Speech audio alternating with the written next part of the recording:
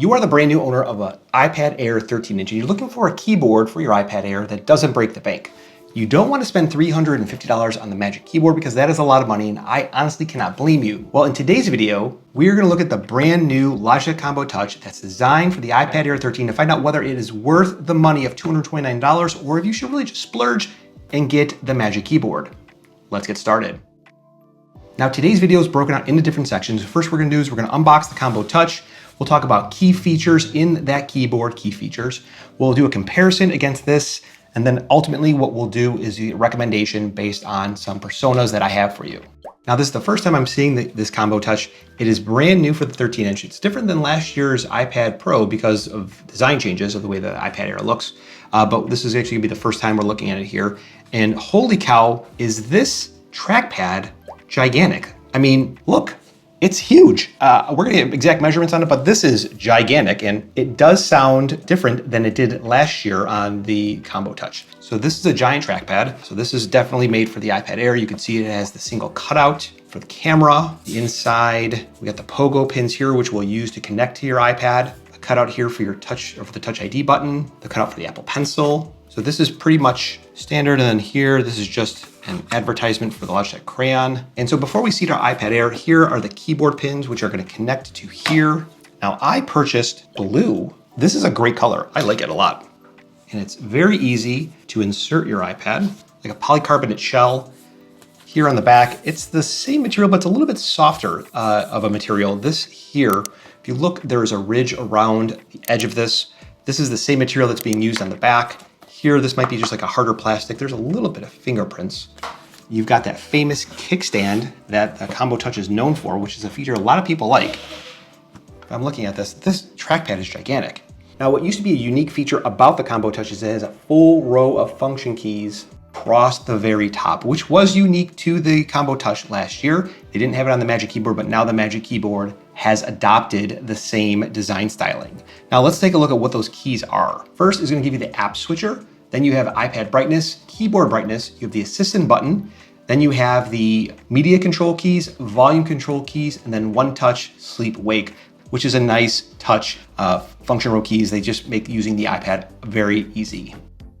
Before I go on, if you are enjoying today's video like I hope you are, consider subscribing to the channel as I'm trying to grow from 25,000 to 50,000 before the end of the year, and I would appreciate your support. Now, back to the iPad Air. Next, let's get a sense of just how big the trackpad is. So here, looking at the trackpad along the top, it is 85 millimeters tall by 131 millimeters long. It's definitely one of the biggest trackpads I've seen available for the Combo Touch. Let's take a look at the keys. Now these keys on the Combo Touch 13-inch version are a little bit different. They have a 19 millimeter key pitch, which is the distance between the keys, and a 1 millimeter key travel. 1 millimeter is standard in the Logitech keyboards for the iPad. Now you can see from the keys themselves, we have the large tilde key. These are kind of normal size keys here. We have an inverted T arrow button. The caps lock is illuminated, and these are all really normal size keys. What is unique here is there is no escape key like there's on the brand new Magic Keyboard for the iPad Pro, but that is specific to the iPad Pro. Next, let's get a weight for this device.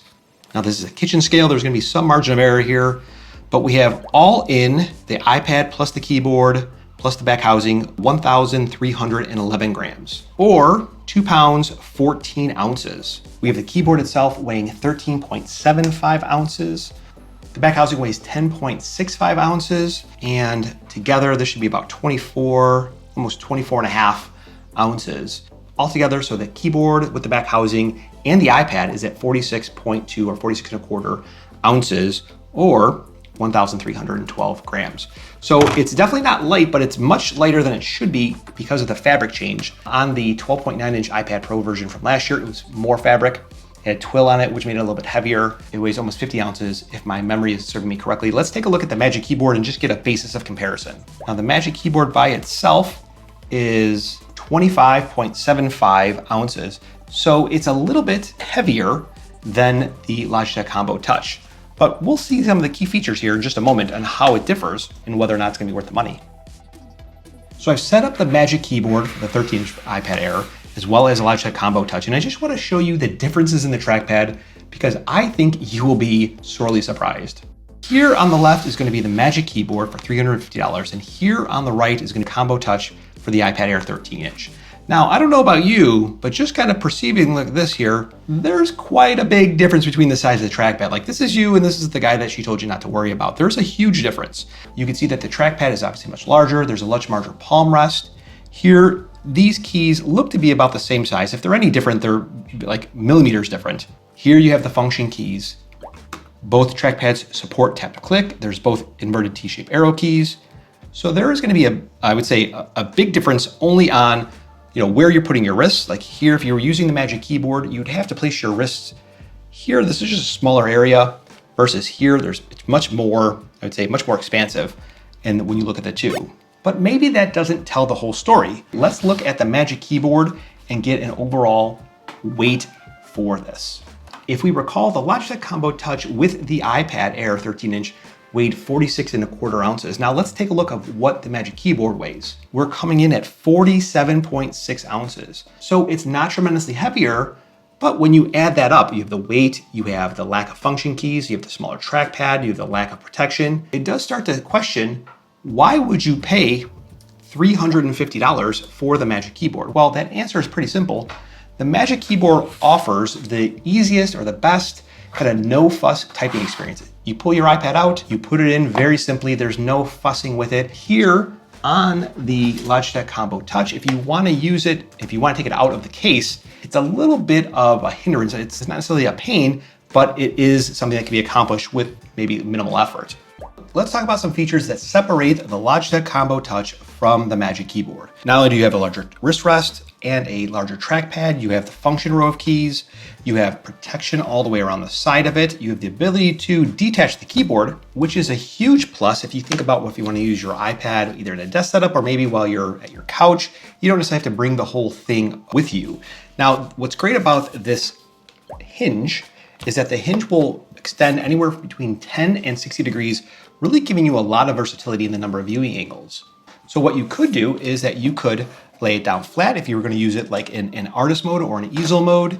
If you wanted to FaceTime with someone this way, if you wanted to hold it while reading, again, this is giving you a lot of protection around the sides of it and around the entire iPad that you don't necessarily get with the Magic Keyboard. Of course, it is ultimately easier just to take the iPad off of the Magic Keyboard, but it doesn't give you the versatility of being able to use it like this. Now, one of the downsides to the design of the Combo Touch is if you are using it in keyboard mode and you are a lap typer, so you're balancing this on your lap, you have to balance multiple points. So you have to balance the front of the hinge and the back of the hinge on the front of your thigh and the back of your thigh. So if you are using this in a situation where you might have unstable surface, you might have some trouble with that because just that's how it's going to be designed, opposed to balancing the entire base of the Magic Keyboard on your thigh. Now, is that worth $300 or $350 for the Magic Keyboard? The Magic Keyboard does not provide an additional $120 of extra value when I compare it to the Logitech Combo Touch. It has got a smaller trackpad, smaller wrist rest, it doesn't have the full row of function keys, it's missing the full protection. Neither the Magic Keyboard or the Logitech Combo Touch have somewhere to secure your Apple Pencil with a strap. They both rely on the magnet from the iPad itself, but that's not necessarily a big deal to me. It might be to you. I do have a sleeve that I use that stores your Apple Pencil on the back of whatever it adheres to. I'll leave a link to that down in the description below. But I want to know, how are you going to spend your money? What is the better purchase for you? Are you Team Combo Touch? Are you Team Magic Keyboard? Let me know down in the comments below. Hit a shamrock emoji down if you made it this far. And if you want to learn how to use your iPad like a pro, I've got a video for you up here. And YouTube is suggesting this video down here, which is really my favorite video.